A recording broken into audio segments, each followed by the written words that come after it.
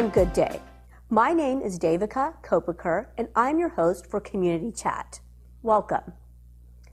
Community Chat is a program that features people from the community who uplift others. Today we have with us three important guests. Our first guest today is Mattie Palmore, who heads the women's group of Mount Vernon. She's here to speak with us about the importance of having a positive self-image. She'll also talk about her group's upcoming Grand Day event designed to boost self-esteem of domestic violence survivors. First of all, tell us about the women's group of Mount Vernon. How did you get started, and what does your group do? Okay, I'd be glad to. The women's group of Mount Vernon was organized 10 years ago. I was working with a co-worker who was a victim of domestic violence, and neither one of us knew that we were. And we were working for a local nonprofit organization, and we were getting a lot of domestic violence victims. So we put our heads together and decided that something needed to be done about it, attention needed to be drawn to it, and we needed help. So we had a meeting, and 20 people showed up, and from that was the Women's Group of Mount Vernon. It's a peer support group. We have no case managers or anything. We help ourselves. Okay, so your group supports victims of domestic abuse. That's one of your main... Yes. Okay, when women face domestic violence or abuse at home, what happens to their self-image?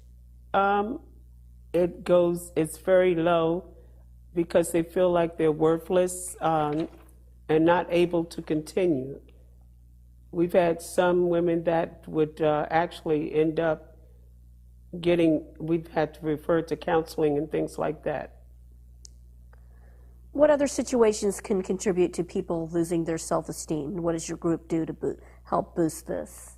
Okay, what we do is we teach them that they have to love themselves first. Mm-hmm. A lot of times the women in our group, they look at how others see them and not how they see themselves.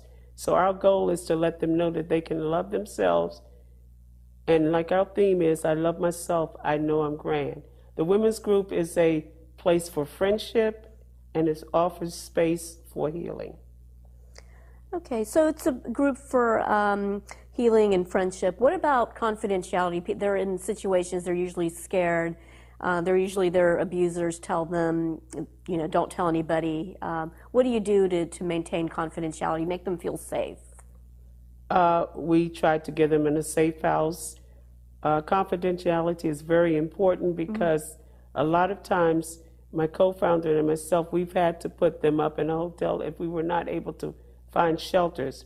But in the 10 years, we have advocated, and we have more domestic violence housing available. Is your group for women only? No. We actually have 5 male members. A couple of them have moved on out of state and everything, but they were actually really being verbally abused and mentally and physically abused. So now 3 of them have gone on and moved forward with jobs and things like that, and 2 moved out of the state. Okay. But we do not discriminate. Okay, so how often do you meet in terms of the support group that you have? Okay, the support group meets every first and third Friday of the month. Mm-hmm.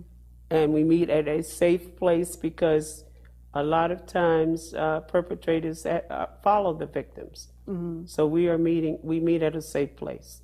Okay. Safe place meaning what? Is it somebody's home or is it? No, okay. It's actually at one of the police stations. Oh, wow. Okay, that's what I was going to ask, whether when you meant safe, whether there was any law enforcement or other security to help. Okay. They are definitely there. Okay, and then generally if somebody's being followed, they usually avoid the police station. Is that the reason you... Well, they will not go to the police station, but they have been followed. A couple of them have been followed to a shelter. Wow. So we have to really make sure that the confidentiality and the safe place, they're in a safe place.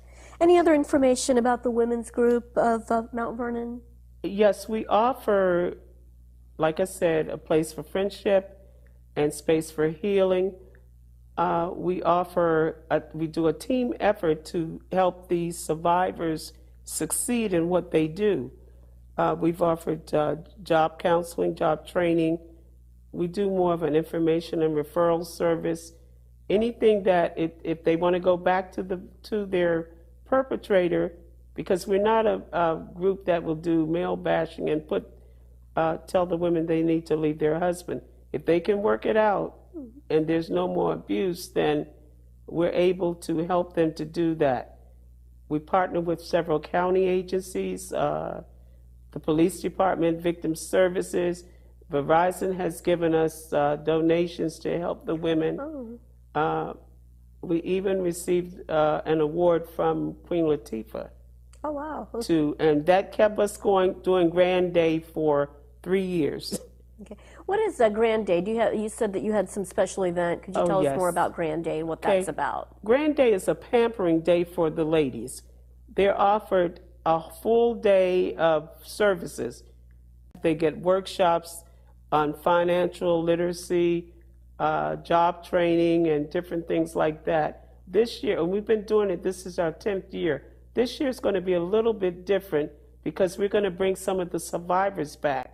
We did have some of the speakers that we had was Yvette Cade, Mildred Muhammad, a couple of other people that have gone through violence in other states, and they are survivors now starting their own business. So this year we're going to have them come back and see where they are, let the victims know that they can move on. Okay. So we're looking forward to that. That's going to be on the 4th Saturday in October. Okay. And can you give us, do you have a website or other information if people out here are watching and they're interested in? Yes, you can reach us on the social media, Facebook, the Women's Group of Mount Vernon. Okay, you just Women's Group of Mount Vernon. You don't have another website? Yeah, the website is right now we're still building our website, okay. But the Women's Group of Mount Vernon, you can go on and reach us there. So just look at Women's Group of Mount Vernon. Mm-hmm. Okay, on Facebook. What about? Is there a phone number that? Yes, the phone number would be 703-629-4014, and that would be myself. I'm just handling a lot of the things right now for the women's group. And we get referrals and everything from the police department, from the community. We do a lot of work in the community to help the victims become safe, be it male or female. Okay. Well, then thanks a lot, and best wishes to you. Okay. Thank you for having me. Okay.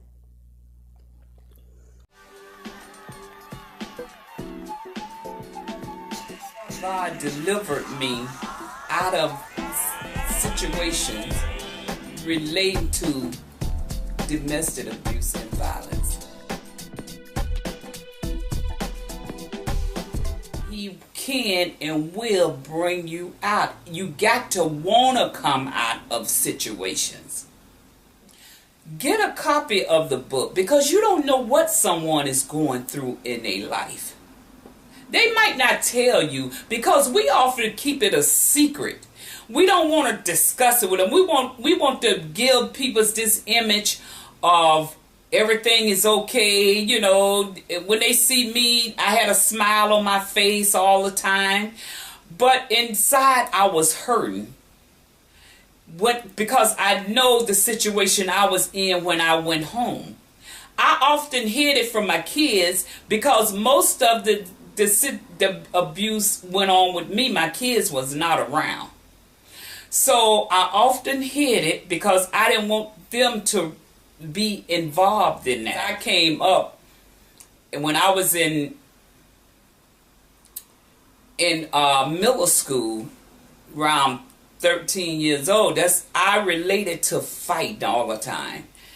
And that was one thing I hated when I was a child in Mississippi. I did not want nothing to do with it.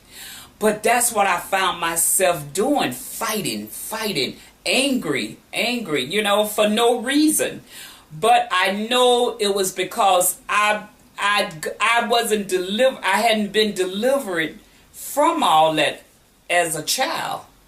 But as I growed up and I found myself in those type of situation with men's, because I thought that was a way of love. I didn't really know.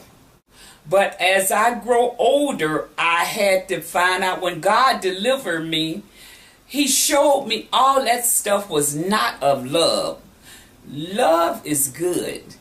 If someone loves you, they would not cuss you out.